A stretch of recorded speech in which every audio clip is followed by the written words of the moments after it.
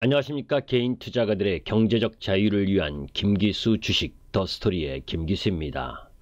자, 시장이 뜨겁죠. 시장이 뜨거우니까 거래소가 3,000포인트 시대를 갈 수 있다. 외국인들이 추가적으로 20조가 더 들어올 수 있다. 라는 이야기가 나오면서 장밋빛 전망이 나오고 있습니다. 그런 가운데에서 오늘은 냉정하게 외국인 시각에서 한국 시장을 바라보면 어떤 모습일 것인지, 그리고 외국인들이 왜 우리 시장에 이렇게 적극적인 매수세를 보이고 있는지, 그런 가운데에 김기수가 시장의 변곡점이 될 가능성이 높은 12월 10일 옵션 만기일 이 부분 속에서 어떤 모습을 보여주느냐에 따라서 시장이 3,000포인트로 가느냐, 그렇지 못하고 그 3,000포인트를 좀 더 뒤로 미룰 수밖에 없느냐 하는 부분들을 여러분들과 함께 공부하는 시간을 갖도록 하겠습니다.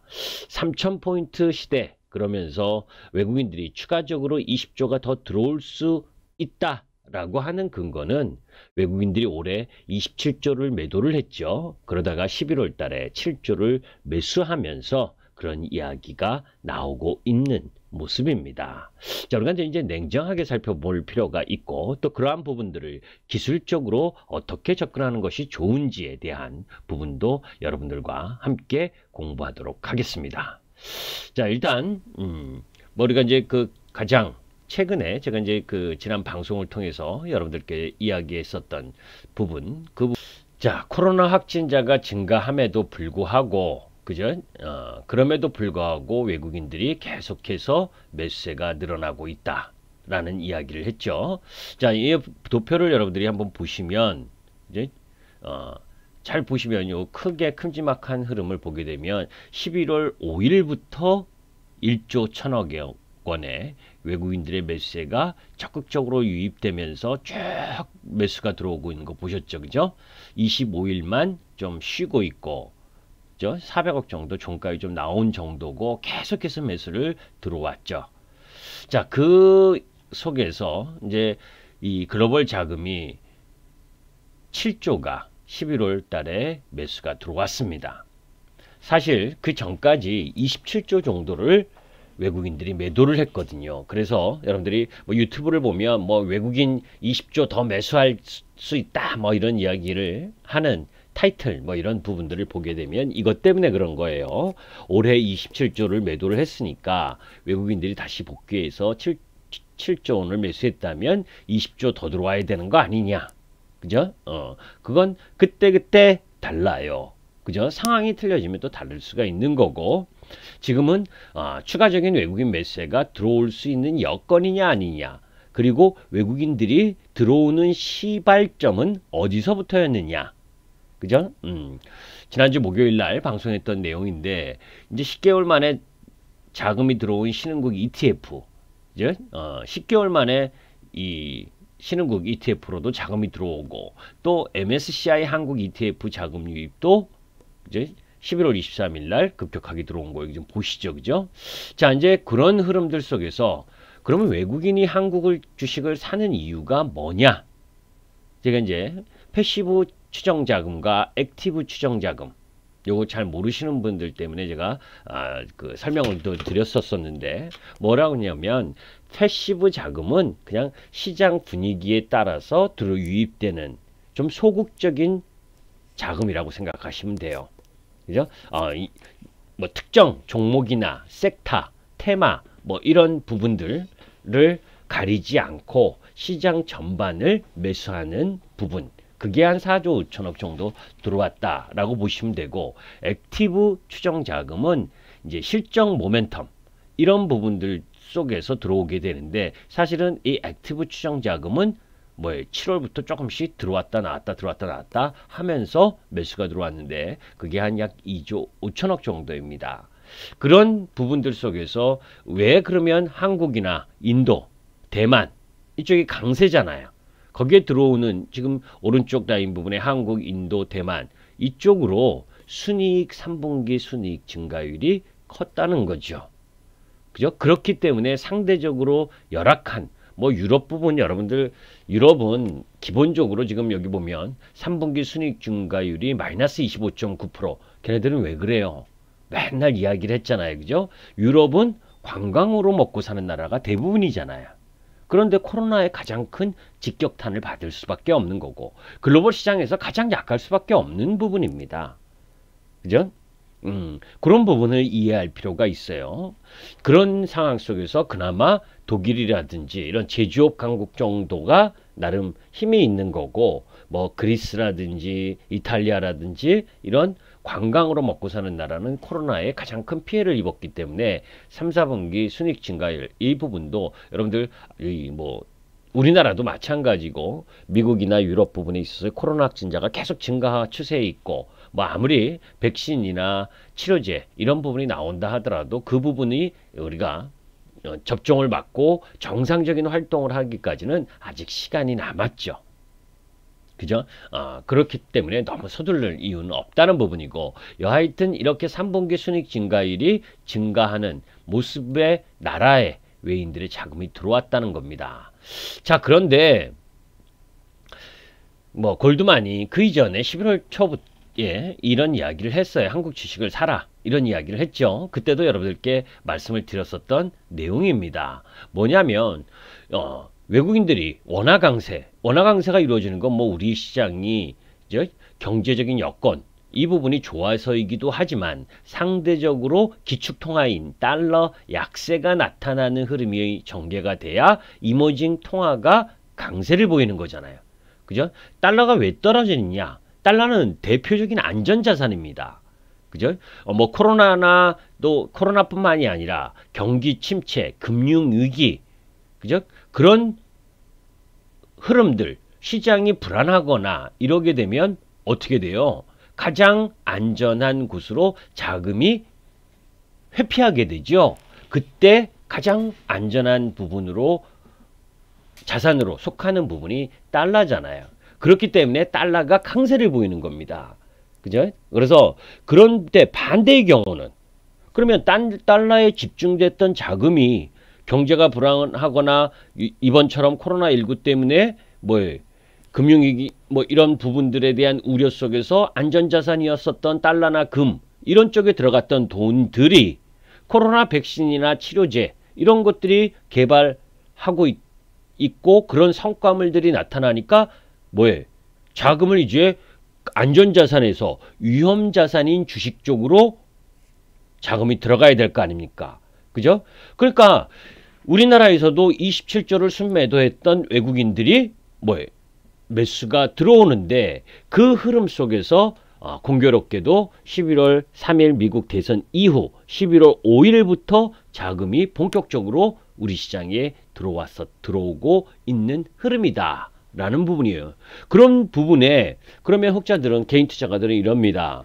야, 저 밑에서 주식을 매도했었던 외국인들이 그거보다 더 높은 가격에서 왜 매수를 하고 더 매수를 할 거냐라는 이야기를 합니다. 그러면 이렇게 생각해 보세요, 여러분들. 외국인들이 27조를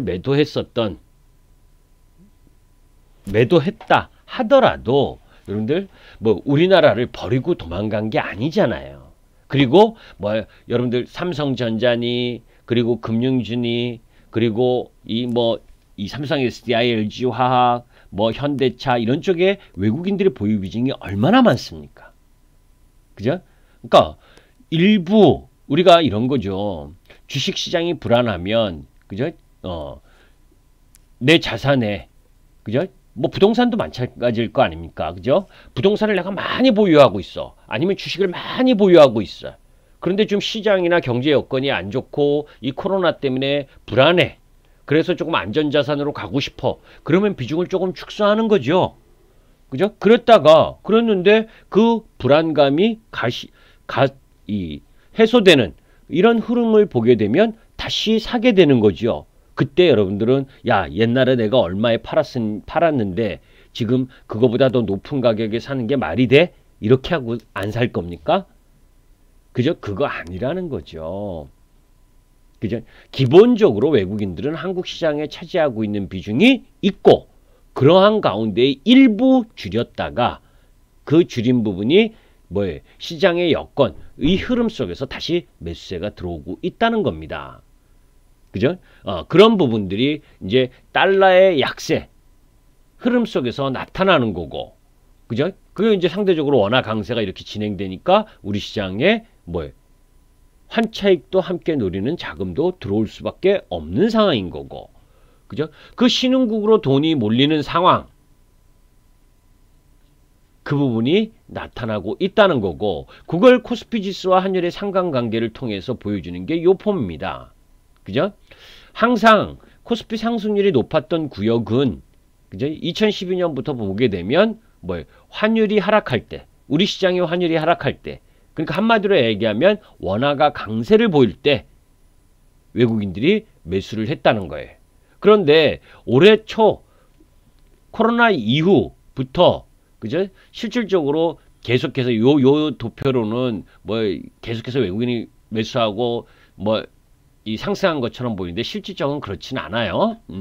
실질적으로 뭐 외국인들이 이 원화 강세에 의해서 매수를 한 부분, 그게 이제 아까 액티브성 자금, 그죠? 그 부분은 7월 달부터 들어왔는데, 왜냐하면 환율이 7월부터 본격적으로 하락했기 때문이에요. 그죠? 조금 전에 차트를 여러분들이 보셨잖아요. 그죠? 이 하락을 하고 있긴 했지만 7월 달부터 6월, 7월부터 본격적으로 환율이 하락한 부분이어서 조금 후행성 흐름의 외국인 자금이 패시브 자금, 액티브 자금이 7월부터 좀 들어왔다. 이 노란색 라인 부분이 표시한 게 원화가 강세였었던 지수의 움직임이었습니다. 그죠? 그래서 2642 부분까지, 목요일까지는 2642부분이고 또 금요일날 또 추가적으로 올랐죠. 자, 이제 그런 가운데에 외국인 매수세에 반해서 기관의 매도세가 나오는 건 요 11월 30일 MSCI 정기 변경 리밸런싱, 그래 보니 한국 비중의 축소는 0.3% 정도, 그죠? 0.3% 정도 종가에 나올 거냐, 11월 내일 이제 월요일 날 나올 수 있는 부분은 좀 있다라고 보시면 돼요.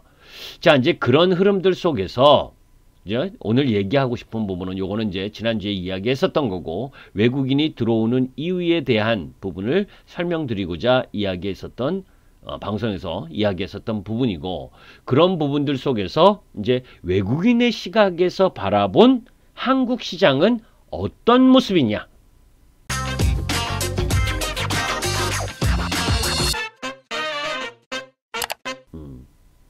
외국인의 시각에서 한국 시장을 바라보면 어떤 모습이냐. 그죠? 자, 역사적 고점은 이미 갱신했습니다. 11월 23일 날.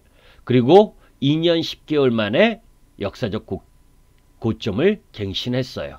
아까 이야기했었던 연초 이후 27조 7천억을 순매도했던 외국인 투자가가 11월에 현재까지는 좀 후행성인데 7조 원 정도 순매수하면서 지수 상승을 견인하고 있어요.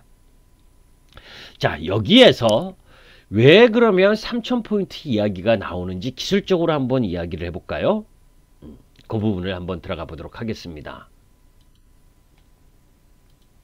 자, 코스피 지수입니다. 그죠? 코스피 지수. 그런 가운데에서 이제 아까 11월 3일 미국 대선 이후부터 본격적으로 외국인 매수세가 들어왔다 그랬죠. 그죠? 11월 3일 미국의 대선 이후 11월 5일 우리 시장으로는 이때부터 매수세가 본격적으로 들어온 거예요. 그죠? 지금 요 장은 여기 라인 부분에 이렇게 지금 올라오고 있는 이 장은 외국인 매수의 힘인 거죠. 그죠? 7조가 매수가 들어왔으니까. 그죠? 요 박스권 하단 그리고 박스권 고점 라인. 그죠? 여기가 고점이었으니까.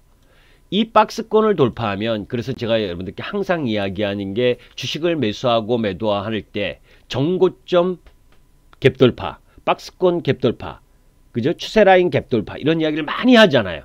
그런 박스권의 상승 흐름이 전개가 되면 박스권만큼 상승할 가능성이 가장 일단 기본적으로 높다는 겁니다. 그죠? 기술적인 거예요. 또 상황마다 좀 틀리긴 해도, 자, 여기 딱 보시면 박스만큼 상승할 가능성이 높은 그 목표치만큼 왔죠. 그죠? 그러면서 5일 이평선을 타고 상승하고 있잖아요. 그러면 3,000포인트를 이야기하는 근거는 뭐겠느냐라는 거예요. 기술적으로는. 자, 여러분들 보세요. 1차적으로 상승을 세게 갖고 왔었던 3월 19일 요 라인부터 여기까지 급등을 했죠. 그죠? 2200 라인 부분까지 급등했잖아요. 그죠? 자, 요 폭 라인 부분을 보는 겁니다.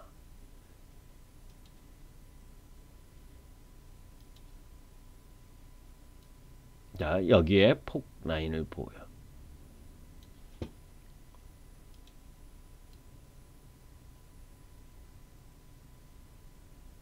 이번에 상승하는 국면이 큰 그림으로는 그죠? 돌아 나아갈 수 있는 상황이다. 그러니까 1439에서 2200까지 약 800포인트. 그죠? 800포인트가 오른 부분. 그래서 정고점 부분인 2260에서 800포인트를 추가적으로 보게 되면 뭐 여기서 본다 하더라도 그죠? 여기 이 라인에서 본다 하더라도 3000포인트 라인까지 올라갈 수 있는 기술적 흐름은 나올 수 있다. 이게 아주 장밋빛. 그리고 앞으로 20조 더 들어오는 외국인들의 힘. 이런 부분들을 감안했을 때. 그죠? 그러려면 하나 넘어가야 될 산이 있습니다. 변곡점 라인이. 그죠? 추세가 전환하고 하는 흐름을 가질 때 종목이든 시장이든 변화를 갖는 타이밍이 있다 그랬죠. 그죠? 어떤 타임? 잘 올라가던 주식이 그죠?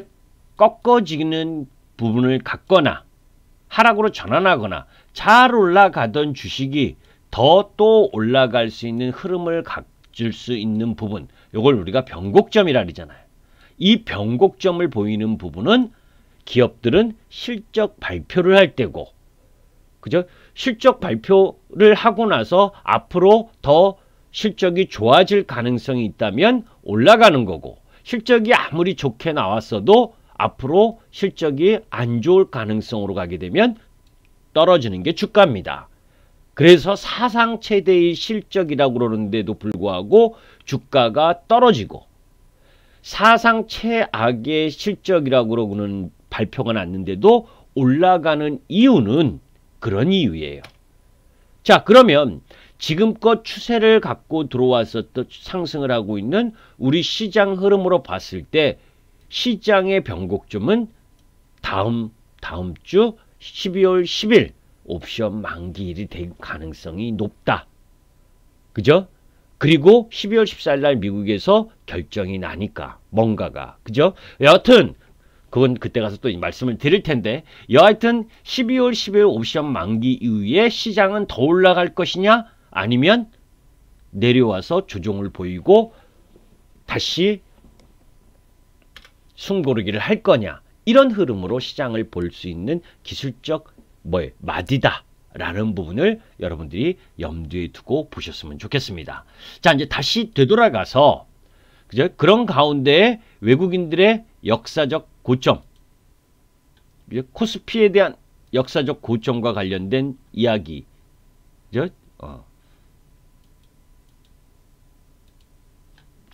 자, 2년 10개월 만에 코스피 역사적 고점을 갱신했다라고 한 부분인데, 그러면 달러 환산으로는 어떠냐라는 거예요.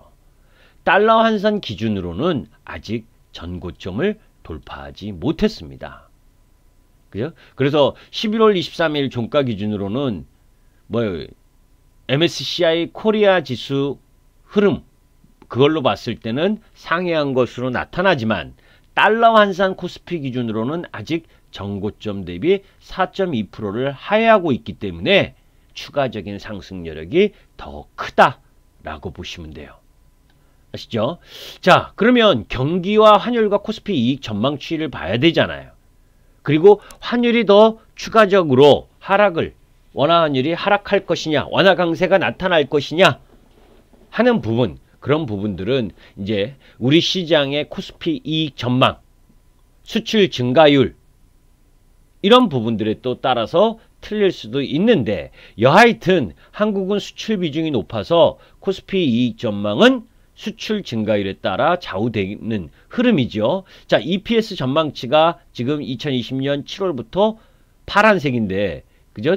상승 흐름을 보여주는 부분이고, 그리고 또 11월 초 라인 부분에 있어서의 우리나라 수출 증가율이 다시 우상향으로 가고 있다라고 하는 부분, 이런 부분들로 봤을 때 우리 시장이 추가적 상승 흐름이 나타날 가능성이 높다는 거죠.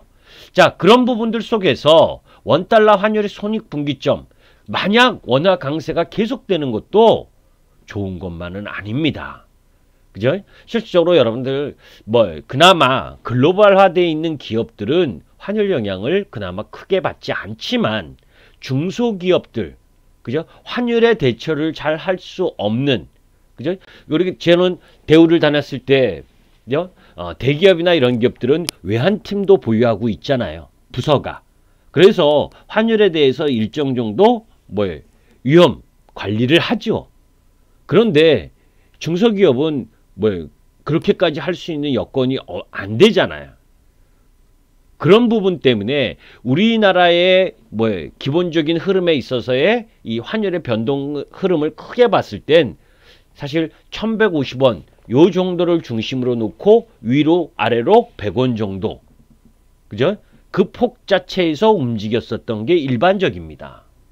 그죠? 그런데 지금 원화 강세가 추가적으로 더 이어져서 1050원 이하로 들어오게 되면 중소기업 정도가 타격을 좀 받을 가능성이 높아요. 수출 중소기업 말하는 겁니다. 그래서 전체적으로 보게 되면 환율이 강세를 통해서 외국인 매수가 들어오고 또 그 속에서 주가가 올라가고 하는 부분들의 위험 흐름들이 나타날 수 있는 부분, 중소기업들이 그런 부분들이 1050원을 하회하게 되면 오히려 역효과가 날 수 있다는 것도 염두에 둬야 됩니다. 자, 환율을 차트를 한번 보도록 하죠. 자, 환율입니다. 그죠? 지금 1103원 부분까지 내려와 있습니다. 그죠? 이게 지금 1050원 정도까지는 내려올 가능성이 높은 모습으로 하고 있죠. 그러니까 어떤 흐름이냐면 이게 추세로 환율이 올라가던 흐름이 지금 아까 여러분들 추세나 박스권을 하락하면 그만큼 떨어진다고 그러는데 기본적으로는 지금 그것만큼 떨어지고도 남은 상태예요. 저 고점, 그죠? 위험했었던 그 3월 달에 코로나 때문에 떨어졌었던 이 폭까지를 감안한다면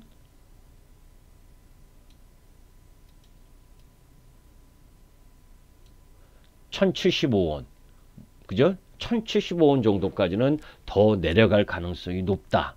이제 그렇게 되면 이제 이 우리나라 정부에서 환율과 관련된 립 서비스나 개입을 구두 개입도 할 거고 또 일정 정도 환율 방어를 하려고 하겠죠. 그죠? 왜냐하면 수출 중소기업들의 여건이 안 좋아질 수 있으니까.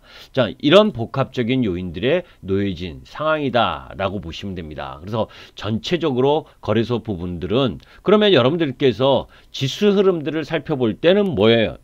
단기적으로. 그죠? 2550포인트를 깨지 않는 흐름을 가야죠. 그죠? 이제 이 라인에서 더 추가적으로 상승 흐름을 갈 거냐? 가는데 중요한 건 지수 상승 부분에 있어서의 매력 부분이 거래소, 이게 지금 거래소 차트인데 거래소 이렇게 흐름을 보여준 반면에 상대적으로 고점을 못 돌파했잖아요. 그죠? 이걸 돌파하러 가는 시도를 내보낼 가능성이 높으니까 오히려 거래소보다는 코스닥 쪽의 상승 탄력이 조금 더 세질 가능성이 있겠죠. 그죠? 그래서 금요일 날 코스닥 쪽이 좀 더 강했고, 그리고 월요일 MSCI 리밸런싱 관련 거래소 대형성 종목들에게 물량 부분이 조금 맞을 가능성이 있으니까 상대적으로 코스닥 쪽이 월요일까지는 더 강세를 보인 이후에, 그죠? 그러면서 12월을 맞는 흐름인데 12월 초반 부분에 상승 흐름이 크다라고 그런다면 12월 10일 날 변곡점이 나올 수 있다라고 하는 부분들을 여러분들이 살펴보면서 그러면서 이제 여러분들의 종목 부분에 대한 부분을 관심 가지면 되겠죠. 조정을 보이더라도 이런 시장 형태의 움직임이면 종목에 따라서는 강한 움직임 부분을 나타낼 수 있는 힘이 있다는 거예요. 그런 상황으로 여러분들이 판단하셨으면 좋겠습니다. 김기수 주식 더 스토리의 김기수였습니다. 감사합니다.